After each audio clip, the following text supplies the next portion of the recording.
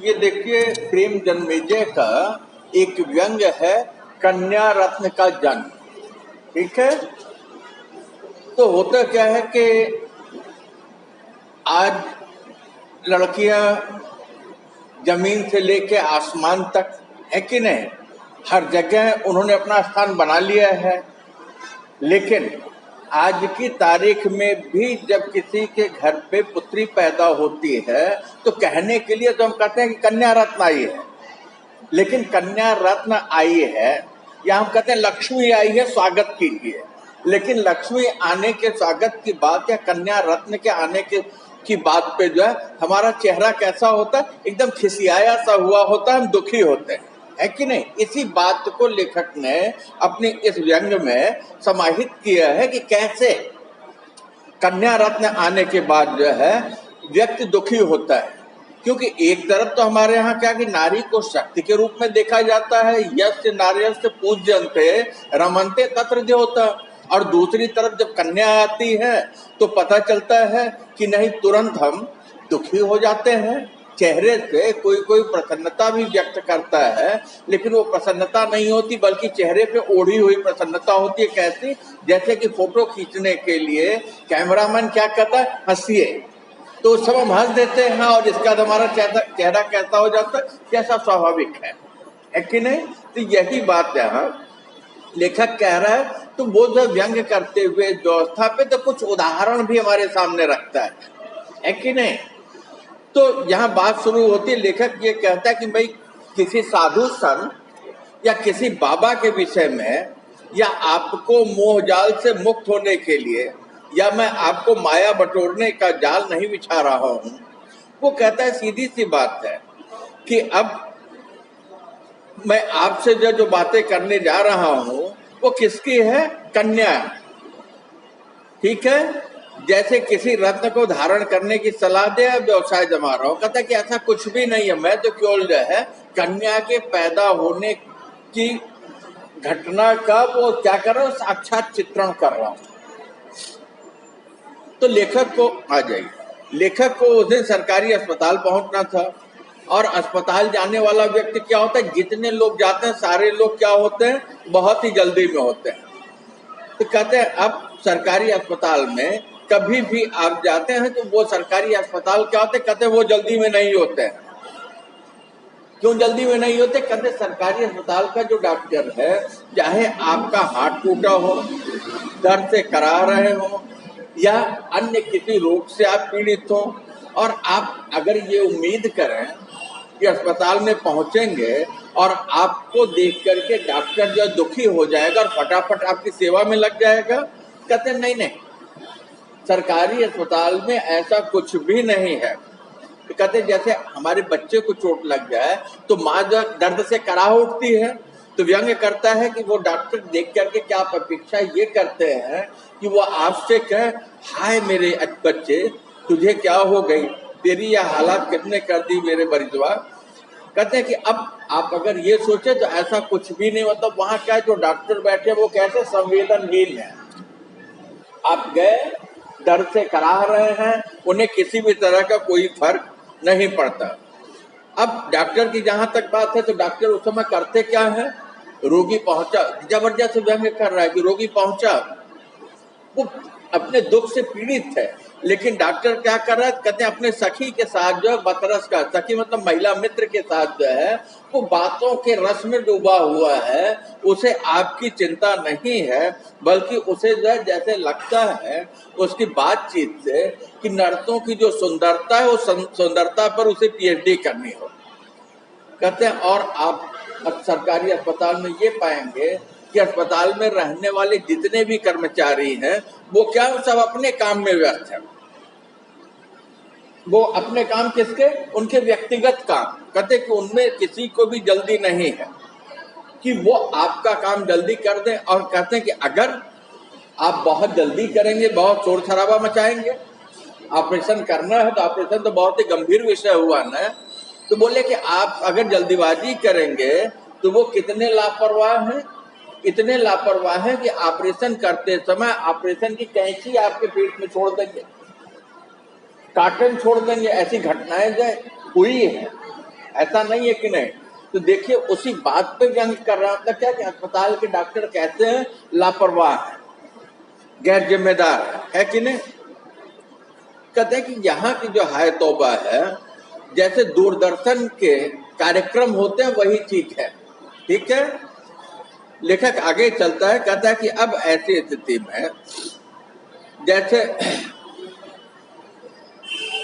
अपनी बात करता है, कहता है कि मेरा हाथ तो नहीं टूटा था और न ही मैं मरीज के कारण जल्दी में था, मतलब मैं बीमार भी नहीं था और मेरा हाथ भी नहीं टूटा था, लेकिन ऐसी कोई जल्दीबाजी नहीं थी। लेकिन हाँ एक जल्दीबाजी थी। कारण क्या था? कहता है कि ऐसा था कि मेरा एक मित्र था, ठीक है। तो क्या कहता है? कहता है वैसे हुआ उसे भी कुछ नहीं था, जो कुछ होना था उसकी पत्नी को होना था। कहता है कि कारण मेरा मित्र था, लेकिन मेरे मित्र को भी कुछ नहीं हुआ था। जो होना था किसको होना था? उसकी पत्नी को होना था, बच्चा होने वाला है, ठीक है। तो कहते हैं जो मेरा मित्र है वो मेरे साथ काम करने वाला मेरा सहकर्मी भी है। तो दोपहर में इनके मित्र का फोन आया कि पत्नी की तबीयत ठीक नहीं है, उसे अस्पताल लेकर जा रहा हूं। और उनकी पत्नी माँ बनने वाली थी और वह बाप बनने वाला था। ध्यान दीजिए, पत्नी को बच्चा होगा, एक रिश्ता बच्चे से माँ का जुड़ेगा और एक रिश्ता बच्चे से पिता का जुड़ेगा। तो कहते फोन सुनते ही उसके चेहरे पर प्रसव पीड़ा का दर्द छा गया। ऐसे दर्द सुख का कारण भी बनता और दुख का कारण भी। वो 2 लड़कियों का पिता। कहते हैं कि अब जैसे ही ये खबर उसे मिली, घर से जो फोन आया था, ठीक है। तो कहते फोन जैसे ही उसने सुना कि उसके चेहरे पर प्रसव मतलब बच्चा पैदा होने की जो पीड़ा है, ऐसा दर्द उसके चेहरे पर छा गया। क्या आशंका है कि नहीं? किस बात की आशंका? इस बात की आशंका कि अगर बेटा पैदा हो गया तब तो ऐसा दुख क्या करेगा, सुख दे जाएगा। और अगर बेटी पैदा हो गई तो ऐसी स्थिति में ये जो दुख का कारण बनेगा। कहते और बड़े दुख का विषय ये है कि इसके पहले उसे 2 लड़कियां हुई है, मतलब 2 लड़कियों का वो पिता है, इसके लिए कहीं तीसरी न पैदा हो जाए, ठीक है। आगे चले।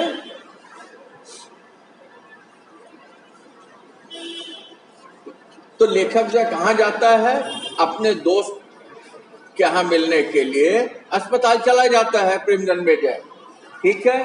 तो वहां जब वो जा रहा होता है तो रास्ते में सीढ़ियां उतरते हुए उसका मित्र, उसका सहकर्मी उसको मिलता है।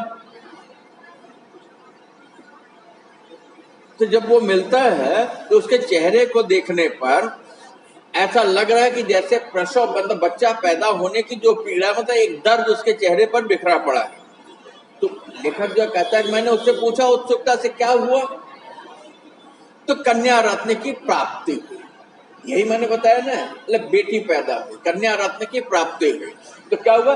बेटी पैदा हुई या बिटिया पैदा हुई न कह करके देखिए कैसे हम कहते तो कन्या रत्न है। तो अगर रत्न है तब तो कीमती है कि नहीं? तो कहते मतलब कि यहाँ जो है कहना कुछ है और लेकिन जो है भाव कुछ है, ठीक है। तो कहते इतना कहते उसका चेहरा जो कैसे हो गया, खोटे सिक्के सा ऐसा हो गया जैसे कि सिक्का जो है इतना खराब हो जाए कि वो नहीं चले, वैसे उसका चेहरा बिगड़ गया। तो कहते कि उसके चेहरे पर ऐसी पराजित मुस्कान थी जैसे कोई नेता जो है किसी चुनाव में हार गया तो जनता के बीच आए, तो जनता के बीच आने के बाद वो क्या कहता है कि आपने हमें मत दिया, विश्वास दिया, लेकिन आपने हमारा कम विश्वास किया, इसके लिए जो मैं पराजय स्वीकार करता हूँ, ठीक है। कहते ठीक यही स्थिति है। लेखक असमंजस में पड़ गया कि अब जो है नवजात शिशु जो पैदा हुआ है, जो बालिका है, कहते अब उसके पैदा होने पर मैं उसे बधाई दूं, बच्चा पैदा हुआ तो बधाई देनी चाहिए। कहता अब मैं उसे बधाई दूं या उसके साथ सहानुभूति प्रकट करूं कि भाई इसके पहले तुम्हारे पास 2 बेटी थी, एक तीसरी पैदा हो गई, हिम्मत रखो, इत्यादि इत्यादि। यही ना, बहुत मुश्किल स्थिति है। तो लेखक कहता है प्रश्नवाचक दिमाग में दोनों ठीक है। बच्चा पैदा हुआ है तो बच्चा पैदा होने की बधाई दो, और दूसरा टेक क्या है कि भाई तीसरी बेटी पैदा हुई है तो उसको मैं ढाढ़स भी बताऊं। तो दोनों संभव है एक साथ, दोनों संभव है, संभव है कि नहीं? बधाई किस मुंह से दे, क्योंकि सामने वाले का चेहरा तो मोटे सिक्के जैसा हो गया है। ठीक है, तो जैसे वो जो है बितरागी स्वर में बोला, तू चल माँ की ऊपर ही 46 नंबर कमरा सेकंड फ्लोर पर। बितरागी जिसे किसी भी तरह का राग न हो या द्वेष न हो, मतलब सीधे एकदम जो कैसे वैरागी की तरह, तो उसने कहा ऐसा कि तुम ऊपर जाओ, 46 नंबर का कमरा है सेकंड फ्लोर पर, मैं अभी आ रहा हूं। और कहता है कि ऐसा कह करके जब वो निकला तो उसके शरीर की स्थिति कैसी थी? कहते हैं कि जैसे जो एकदम निर्जीव सा दलित जैसे तैसे चलता चला जाता, वैसे ही भी अपने शरीर को वो ढकेलते हुए क्या हो गया, आगे बढ़ गया। अब लेखक जो सेकंड फ्लोर पे 46 नंबर कमरे में जब पहुंचा तो माँ के चेहरे पर इन्हें देख करके एक मुस्कान तो आई, लेकिन कैसी मुस्कान थी? वही फोटोग्राफर वाले, स्माइल प्लीज, है कि नहीं? क्या कहता है? इतना नहीं, अब तो फोटोग्राफर ये कहता है कि क्योंकि लोग वहां भी आर्टिफिशियल नहीं हंस पाते, तो क्या कहता है? कहता है आप कहिए चीज, है कि नहीं? उससे आपका चेहरा जो है फैल जाएगा, लगेगा कि आप मुस्कुराते हुए हैं। तो कहते ठीक वही से थे कि जैसे जब किसी मुर्दे को किसी फोटोग्राफर ने कह दिया हो कि स्माइल प्लीज, और वो हंस दिया हो, तो माता जी के और दोस्त के माता जी के चेहरे पर भी उतनी सी मुस्कुराहट आई। मित्र की माँ ने क्या कहा? ऐसा करते हुए लक्ष्मी आई है, पर स्वर से लगा जैसे लक्ष्मी गई है। माँ ने क्या बताया? लक्ष्मी आई है, लक्ष्मी आई है कहने मात्र से पता चल गया कि उसके मित्र को बेटी हुई है, कन्या रत्न की प्राप्ति हुई है। तो माँ ने जिस तरह से कहा लक्ष्मी आई है, तो लक्ष्मी का तो हमें प्रसन्नता पूर्वक स्वागत करना चाहिए। कहता लेकिन कहने का जो अंदाज था कि लक्ष्मी आई है, तो लक्ष्मी आई कहने के उनके उस टोन से ये लगा कि जैसे लक्ष्मी गई है। ठीक है,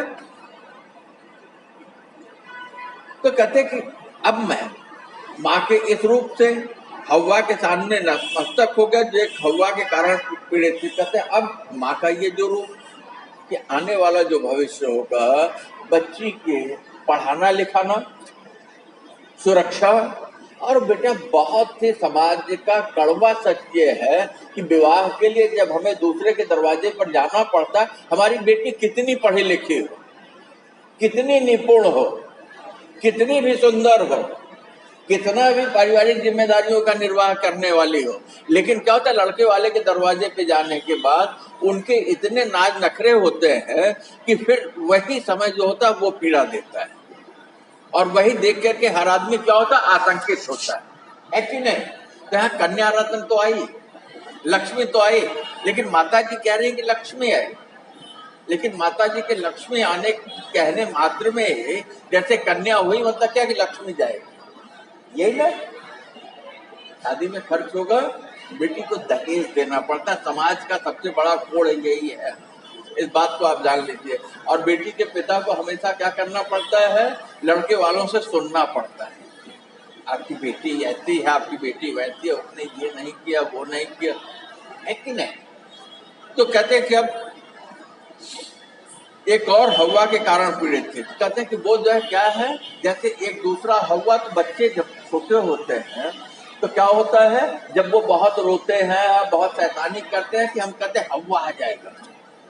हवा क्या, मतलब कि जैसे जो है अघोषित राक्षस, है कि नहीं?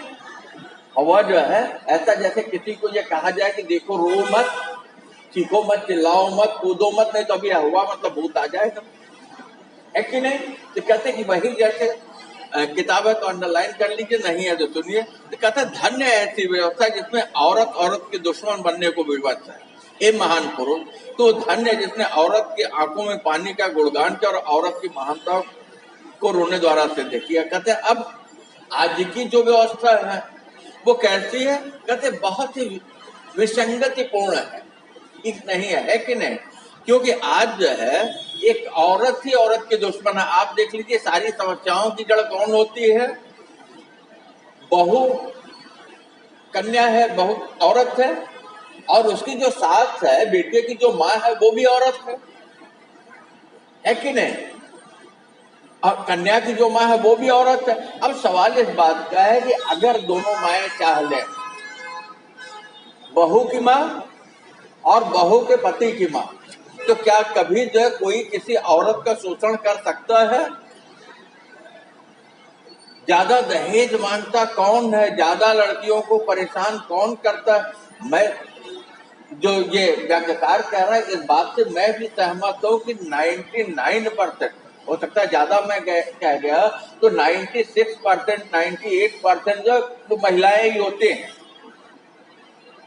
है कि नहीं? जिसको एक संबंध होता है ननद, दूसरी होती है बुआ, तीसरी होती है सास। हर व्यक्ति मतलब हर लड़की जो है वो ननद है, हर महिला जो बुआ या सास है कि नहीं? और वो स्वयं कभी लड़की रही है, स्वयं कभी बुआ रही है, वो खुद बहू रही है, लेकिन क्या होता है, वो चक्र शोषण चलता रहता है। यही ना, कैसे बिठा दिया, कहाँ हमको खिलाया, कैसे रखा, उसको इतनी तमीज नहीं है कि हमारी विदाई के लिए उसको नेग में ये देना चाहिए। आदमी ऐसा नहीं कि मैं नहीं कहूंगा लोलुप नहीं, लोलुप है, वो एक सिस्टम बन गया, व्यवस्था बन गई। तो वो व्यवस्था बन गई। आज स्थिति ये है कि मजबूरन जो है हमें वो सारी चीजें करनी पड़ती है। जैसे उस दिन मैं बता रहा था कि किसी के यहाँ किसी की डेथ होती है, हम जाते हैं तो उसे समझाते हैं, भाई दुखी मत हो, ये सृष्टि का नियम है, फलाना है, ढिमाका है। और जब हमारे यहाँ पड़ जाती है तो हम रोते हैं, तो जिसको समझा रहे होते वही आके समझाता है। पता चलता है लड़कियों की शादी करनी है तो व्यक्ति कैसा हो जाएगा, वो दहेज विरोधी हो जाएगा। और जैसे बेटी की शादी कर लिया, बेटे की शादी का नंबर आया तो तुरंत वो लड़के का पिता हो जाएगा, है कि नहीं? वो अपना सूट और जैकेट टाइट करके जो के खड़ा हो जाएगा, बोलेगा नहीं नहीं ऐसे होना चाहिए, हमारे बारातियों का स्वागत ऐसे होना चाहिए। जिंदगी भर चाहे जैसे रहे हो, लेकिन उनके बारातियों को एक नंबर व्यवस्था चाहिए। और उसमें जरा सी कमी रह गई तो एकदम क्रूर होके बोल देते हैं कि हमको इस समय कॉफी नहीं मिली, तो यहाँ कोल्ड ड्रिंक नहीं था, तो यहाँ की मिठाई ज्यादा मीठी थी, तो यहाँ की सब्जी में नमक कम हो गया था, यहाँ तीखा था, यही ना। तो लेखक कहता है कि धन्य है ऐसी व्यवस्था जिसमें औरत औरत के दुश्मन बनने को भी, वैसे कहते हैं कि ये गजब की व्यवस्था है, जहाँ की औरत जो है व्यंग है कि औरत का दुश्मन बनने के लिए लाचार है।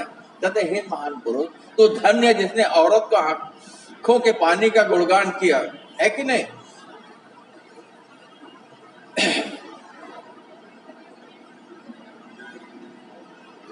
औरत तेरी यही कहानी, आंचल में है दूध और आंखों में पानी। दूध का पोषण करने के लिए है और आंखों से पानी आ रहा है, मतलब आंसू का निकलना।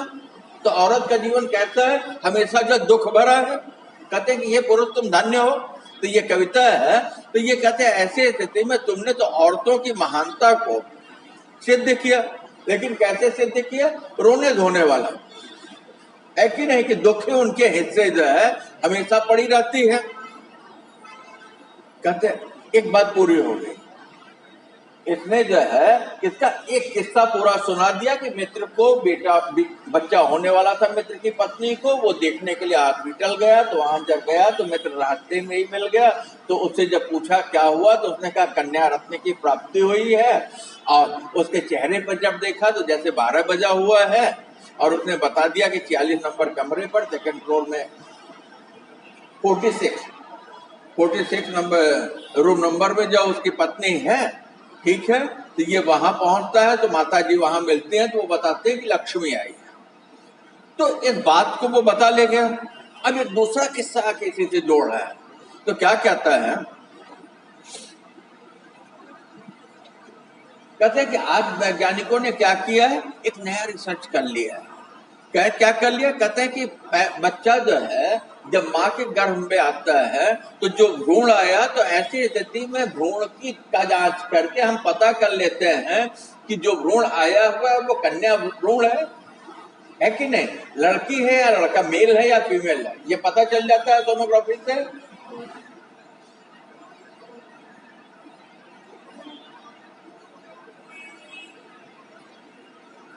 माँ के पेट में पुरुष का जब बीज पड़ता है तो वहां जो है 2x1y ये जब मिलता है तो मेल भ्रूण बनता है। तो उसी बहुत बढ़िया।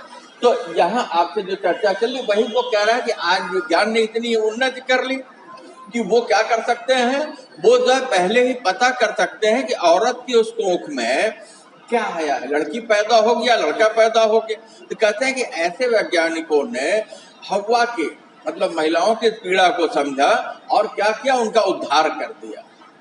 तो पता चल गया तो लोग क्या करते हैं, तुरंत जैसे ही पता चला कि कन्या है वो सफाई करा देते हैं, है कि नहीं, एबॉर्शन करा देते हैं।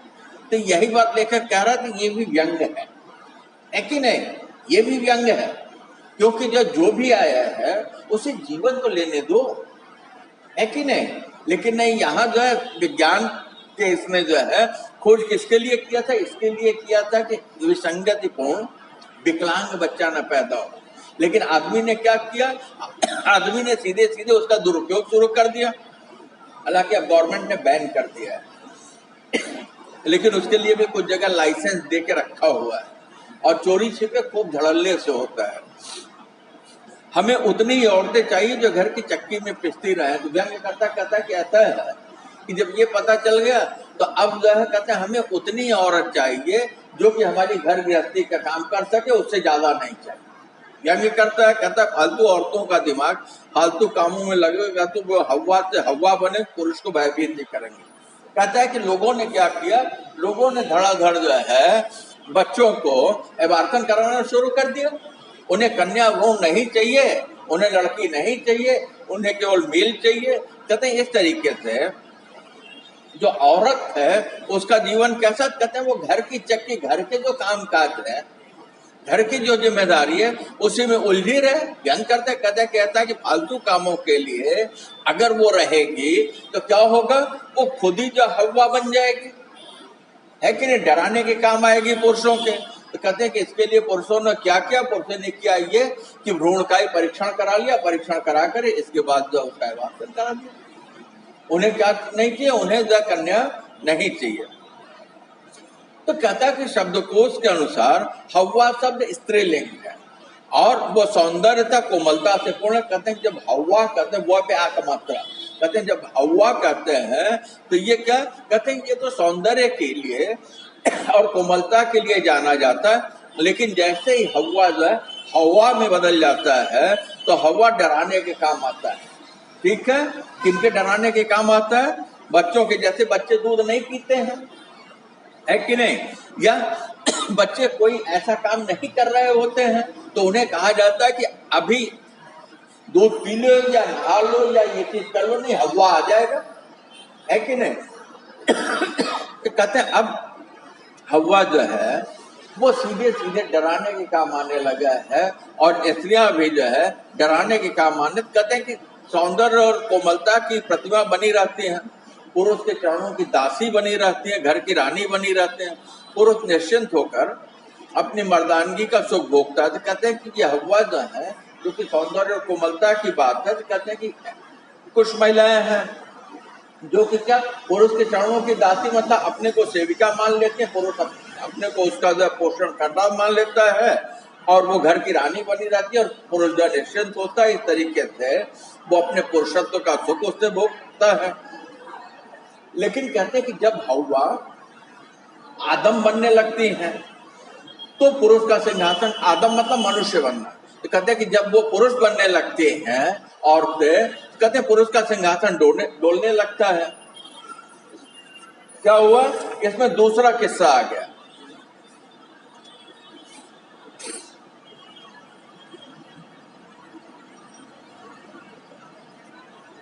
आगे चले तो अब एक उदाहरण जैसे दे रहा हो, तो लेखक कहता है कि राधे लाल जी का सिंहासन ऐसे ही डोल रहा था। रविवार का दिन था, संडे का, और दरवाजा खोलते ही किसी आतंकवादी की तरह उन्होंने दाग दिया, मतलब लेखक उनके यहाँ गया।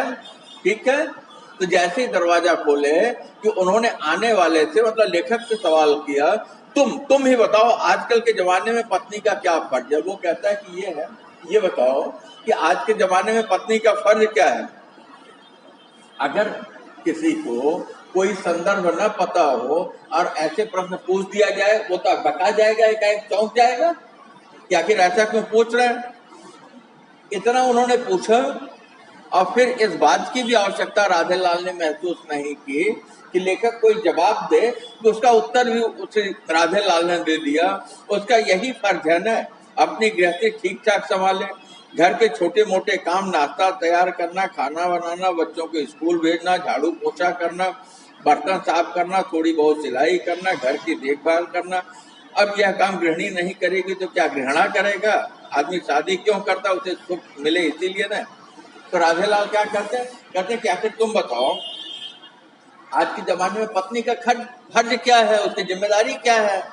लेखक जवाब नहीं देता। इसके साथ ही राधेलाल जो समझाने लगते हैं, कहते हैं कि उसकी जिम्मेदारी है कि अपनी गृहस्थी को ठीक ठाक से संभाले, है कि नहीं?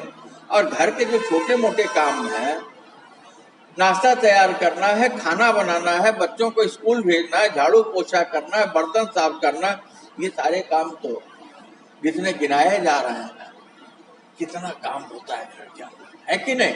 सब कुछ गिना ले गए, तब तो राधेलाल को थोड़ा सा अगर इन कामों में मदद कर देते तो सुविधा रहती। यहाँ बहुत छोटी बात पे विवाद हुआ है, ये सारी चीजें चल रही, और हर परिवार में तुक्का फरियत जो होता है ऐसी छोटी चीजों के लिए ही होता है, ठीक है? तो लेखक कहता है कि अच्छे पड़ोसी की तरह मामले में हस्तक्षेप न करते हुए, जैसे वो अनजान हो, लेखक पूछता क्या हुआ राधेलाल जी? तुरंत राधेलाल फिर गुस्से में बोल पड़े, होना क्या है, मैं दफ्तर से थक कर आया और महारानी ने बोला कुछ चाय पानी दे दो। तो जानते महारानी ने क्या कहा?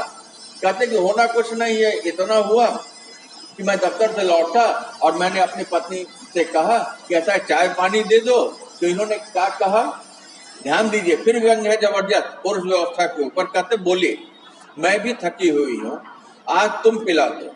शिव शिव शिव, इतना घोर अनर्थ, घर का स्वामी चूल्हा चौका करे?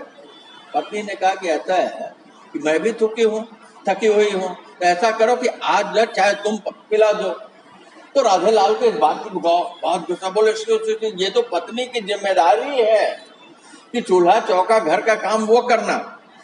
अब इसके बाद आगे वो कहते हैं बाहर जाकर थोड़ा बहुत कमा कर क्या लाती है, हम पर हुक्म चलाने लगे, उसकी पत्नी नौकरी पेशा है, तो बाहर निकल के जितना काम पुरुष करता उतना स्त्री को भी करना है।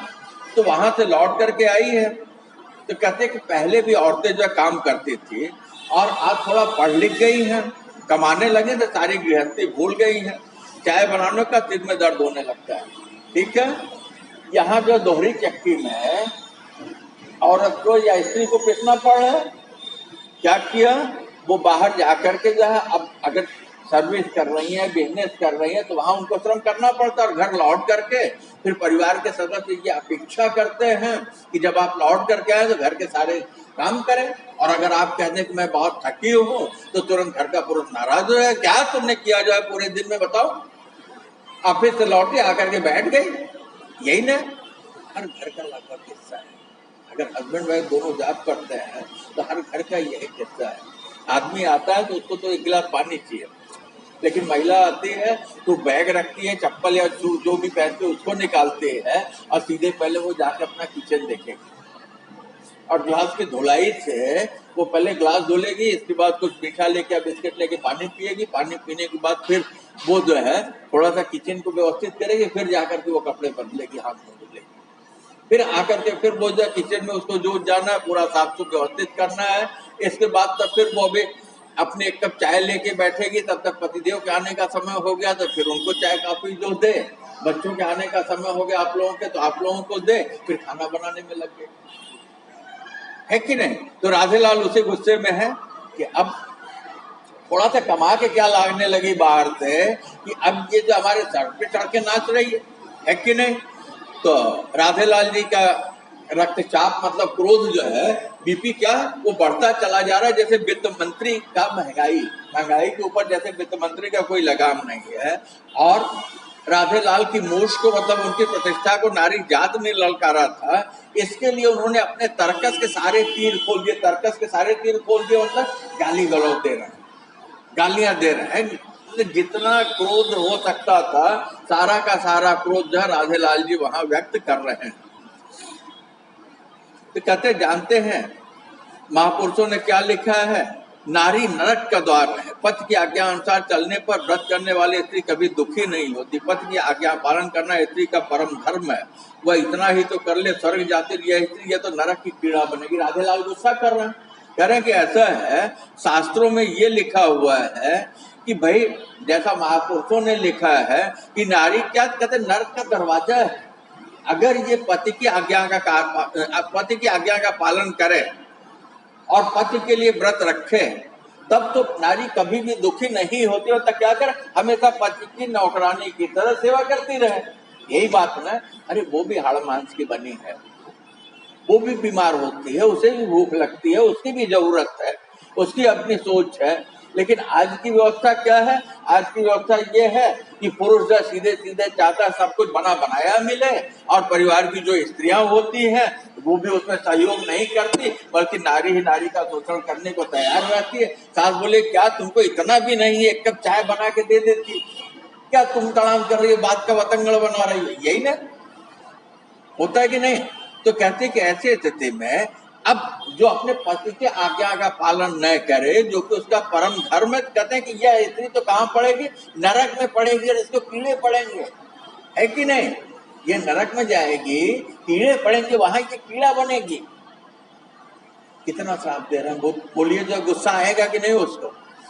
मुझे उस दिन राधे लाल के रूप में महान पुरुष के दर्शन लेकर कहता है कि मैंने उस दिन जिस पुरुष को देखा वो कैसा पुरुष था, मैंने तो ऐसा देखा ही नहीं था। मैं तो समझा था कि अच्छे पड़ोसी हैं, राधे लाल जी बहुत अच्छे हैं, इनका परिवार बहुत सुखी है, लेकिन हमें जो उस दिन दिखाई पड़ा, हे राधे लाल तू महान है, तू नारी को आज्ञा देता है जिससे तेरी आज्ञा का पालन करके वो पतिव्रत धर्म का पालन कर सके। तू अपने कोमल हाथों से उल्टा नारी की देह को पीटता है, जलाता है, जिससे उसे स्वर्ग मिल सके। कहता है जो पुरुष मुझे देखा, व्यंग करता कहता कि हे राधेलाल कि तुम नारी को ये आज्ञा देते हो क्या करे कि वो पतिव्रत धर्म का पालन करे, है कि नहीं? और इसके साथ ही तुम अपने हाथों से उसके ऊपर प्रहार करते हो, उसको मारते हो, उसको पीटते हो, जिससे उसे जलाते हो, जिससे कि उसे क्या मिले? उसे स्वर्ग मिल सके। ये कोई पति का धर्म है, पुरुष का धर्म है? नहीं, है कि नहीं? तो तुम क्या करते हो? तुम तो पतिव्रत धर्म का पालन कराते हो, लेकिन तुम्हारा भी पुरुष का, पति का भी तो कोई धर्म होगा, है कि नहीं? तो यहाँ ये कहती है ऐसी स्थिति में तुमने नारी को क्या सिखाया? तुमने नारी को तो केवल बलिदान का, त्याग का रास्ता बताया, और नारी को महान बनाने के लिए उसे क्या किया? वनवास दे दिया, सती बनाया, है कि नहीं? वनवास दे दिया। श्री राम जी ने जानकी को दिया था, है कि नहीं? और शिव ने सती को दिया था। और कहते तुमने जो शिला बना दिया, अहिल्या बना दी। कहते तुमने क्या क्या नहीं बनाया नारी को। कहता है हे पुरुष कितना निर्माण किया तूने भारतीय नारी का, तो त्याग के इस पद पर नहीं चला, इसे नारी के त्याग, तेरा त्याग मन। कहते कहता है कि तुमने इतना सब कुछ तो दिया, नारी के लिए इतना त्याग किया, लेकिन तुमने, जबरदस्त व्यंग्य है, लेकिन तुमने क्या किया? नारी के लिए त्यागा, तो इसके लिए तुम्हारा ये त्याग जो कहता है महान है, ठीक है? तो व्यंग्य करता है लेखक फिर, हे पुरुष जात तू भी राधे लाल की तरह जाग, देख जमाना कितना बदल गया है। एक वह जमाना था कि पति नारी से कह दे कि तुझे अग्नि परीक्षा देनी, तो हंसते हंसते चिता पर चढ़ जाती। आजकल चाय का पानी चढ़ाने को कहकर तो देखे। व्यंग इधर किया, कहते हैं कि हे पुरुष जो है, ऐसा क्या समय कितना बदल गया कि पहले जब पति अगर कह दे तो सीता ने क्या किया था? अग्नि परीक्षा दिया था, है कि नहीं? कहते हैं वो सहर्ष उस बात को स्वीकार कर लेते हैं। लेकिन आज अगर नारी को जो कह दिया जाए कि ऐसा चाय पर पानी चढ़ा, पानी के लिए जो है चाय के लिए पानी चढ़ा दो, तो इतने में नारी क्या हो जाएगी? गुस्से में हो जाएगी। दोनों के ऊपर व्यंग आया। तो कहता है हे आदम, मतलब हे आदमी तुम जगो, और हव्वा को जो सुंदर है, कोमल है, उसे जो हव्वा मत बनने दो, डराने की चीज मत बनने दो। ऐसी व्यवस्था बना कि हव्वा के दुश्मन बरी रहे।